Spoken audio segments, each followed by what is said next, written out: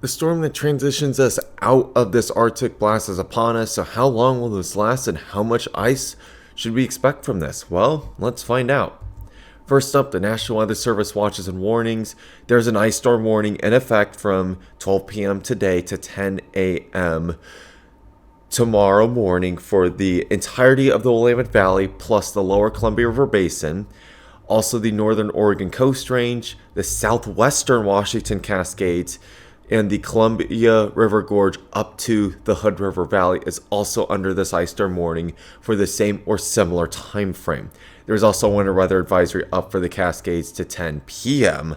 on Wednesday due to expected snowfall there. So on to the setup for this event, and there's been a few changes, but nothing too much as to indicate a major change to my forecast. So the big, quote-unquote, change is that the slow pressure actually will be, instead of approaching due on from the west, it will be approaching a little bit more from the southwest to northeast direction. It will still make landfall somewhere in the Olympic Peninsula and then continue on eastward. There are a few model solutions, however, that kill this low pressure system around when it crosses the Olympic Peninsula. If that happens, the chance of the east wind gradient getting diminished would be a lot less. I don't expect that solution to win out, but it is a possibility. I would say 10 to 15% chance at this time, so non-zero.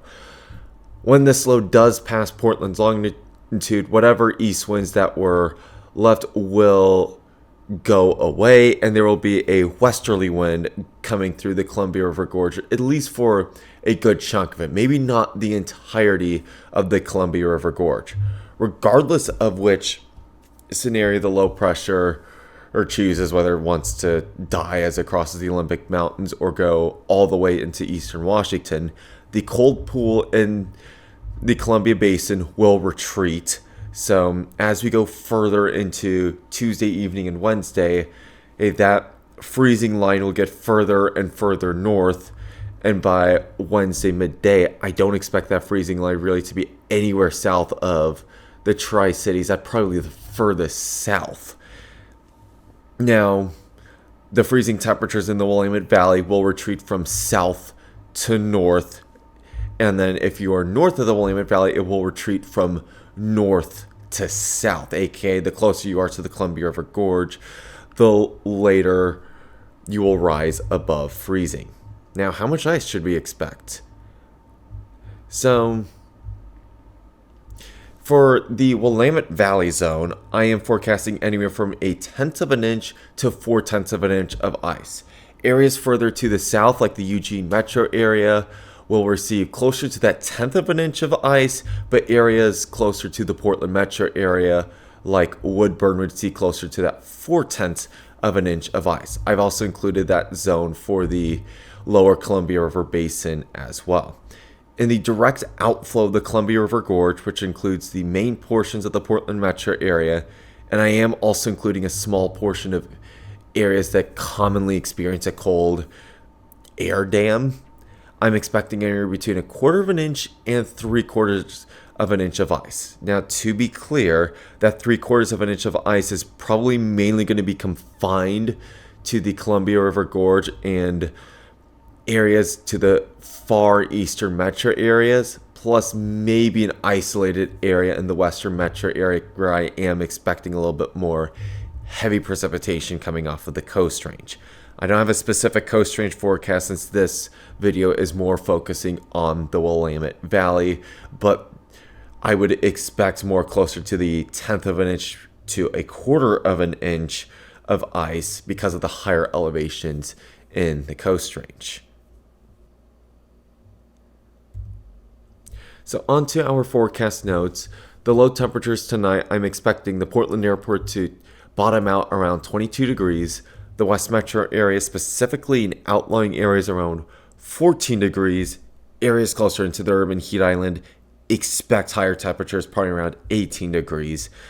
And then the southern Willamette Valley, I'm expecting low temperatures around 16 degrees. Freezing rain starts around noon in Eugene and will spread from south to north. And by 3 p.m., it should be in the Portland metro area. It is not expected to get above freezing in Portland until somewhere between the 11 a.m. to 3 p.m. time frame on Wednesday at the Portland airport. Areas in the western metro area I do expect will get above freezing earlier on that morning. This also assumes the east wind gradient gets killed. As I mentioned earlier, there is a scenario where it doesn't, and areas east of 205 only could be seeing freezing rain longer. I am not forecasting this scenario. It is far more likely that the east wind gradient does get killed somewhere within this 4-hour time frame. The east wind, however, does ramp up again Thursday, regardless of what happens on Wednesday. However, because there's not as much of a cold pool to draw from, I am expecting the highs to be in the upper 30s to the mid 40s, depending on the strength of the cold pool and easterly winds, and also how close you are to the Columbia River Gorge. Onto our timeline for Corvallis. I am expecting freezing rain to start around 12:30 to 1 o'clock for people in Corvallis, and expecting a high temperature around 32 degrees during the daylight hours, but I'm not really expecting a cool off after the sun sets, as by the late evening into the overnight hours, I expect the southerly winds to break through. So by the time that the precipitation break happens around 11 o'clock, the temperatures will be above freezing by that point. And by Wednesday morning, when you wake up, it'll be in the 40s. So Corvallis will thaw much quicker than areas in the Portland metro area, though because that inch of white on the ground is primarily sleet rather than snow, it will take a longer time for it to thaw than if it was snowfall, because sleet holds a higher water content than snowfall does. I'm going to differentiate the western metro area from the eastern metro area this time because of the different time it will be to get above freezing. So for both sections of the metro area, I am expecting a high temperature around 30 degrees with a cool off as we go into the evening hours, but not a significant cool off. Less significant for the west metro area than the east metro area.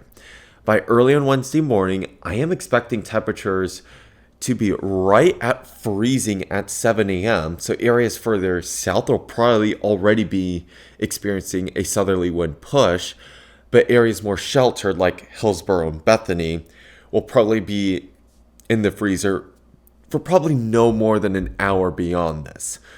And then by 11 a.m., Washington County will be above freezing safely and into the mid to upper 40s, where it will maintain steady temperatures throughout the rest of the day. But in the East Metro area, I'm expecting colder temperatures, whereas by early Wednesday morning, it'll still be 27 degrees when you wake up and 31 degrees at 11 a.m. I don't expect that east wind gradient to get killed until in between these two time frames, and when that happens, that's when the temperatures are going to rapidly rise, and that's when the East Portland metro area will finally break out of this Arctic blast. So on to our 7-day forecast for Corvallis.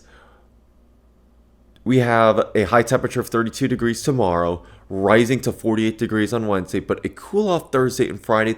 I'm not forecasting it as cold as the Portland metro area because I think you will be sheltered from all the much colder winds. I don't even see any significant winds for Corvallis on Thursday or Friday. Warming back up however, on Saturday, Sunday, and Monday as high temperatures creep into the mid 50s by Monday, and low temperatures getting a little bit more normal as we go into the rest of the week.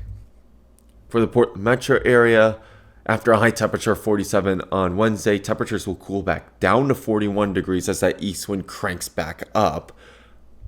And then the east wind will remain on Friday with a high temperature of 43 degrees, though I am expecting the daytime to be dry in Portland though not Corvallis. And then rain will come back Friday overnight into Saturday morning, killing the east wind gradient for a second time with a high temperature of 48 degrees and then creeping into the 50s as we go into Sunday and Monday. So that is going to be it for this video. I will come out with another update tonight into tomorrow morning for how this forecast is doing and if I need to push back or even advance the timing of when Portland's going to go above freezing. So look out for that. If everything's on track, that will be the final update for this Arctic blast. So until then, please stay safe out there if you can't stay off the roads and take